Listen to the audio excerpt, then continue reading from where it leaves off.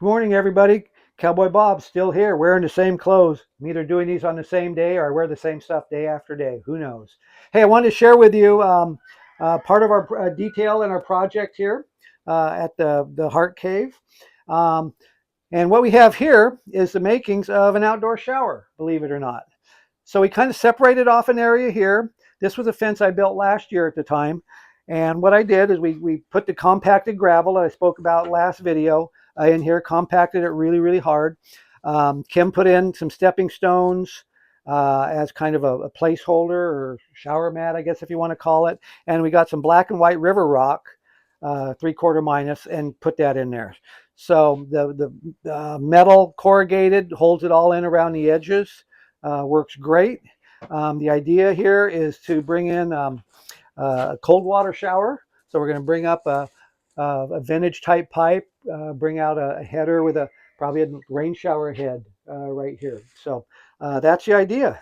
So when I'm, at the end of the day, I can rub a dub dub. It will be great.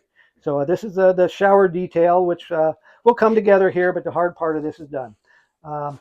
Over here, this is a Cowgirl Kim original. She found these wonderful stepping stones that a gentleman was making down in the Salem area. And we love the dimension of them. Didn't really know where we were going to use them, but we bought 14 of them. And I left this up to Kim. I was envisioning that we were going to have stepping stones kind of going through the open area here. She says, "Oh no, I have a vision what I want to do."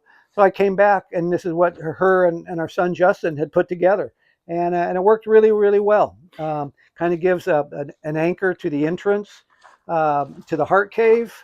As you come in through the door here, it's kind of a nice greeting area. Looks really good. And I think those are going to work out just terrific. So this is another piece of the groundwork. I don't know if they call this hardscape or not, but it's part of the groundwork. What was cool about these steps is you'd notice they have a wood grain pattern. The gentleman that made these, he makes 6 a day. And he's got some forms that he fills up, puts some rebar in it, and then releases them, and there we go. So we think it worked out really, really well.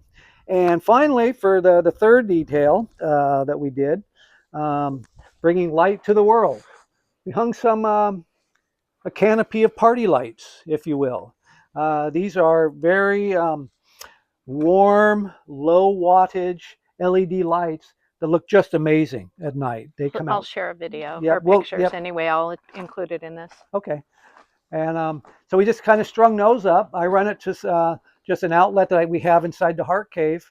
And it really gives just a neat ambiance to the area here. So we think it is really a nice touch.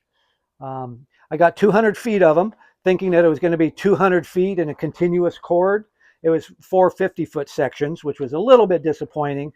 So I did have to do, and this is just me, but where they plug together, I taped up the electrical plug where the male and female match, and then also at the end of each 50-foot section. Because you did that because you wanted it to be the same distance, right?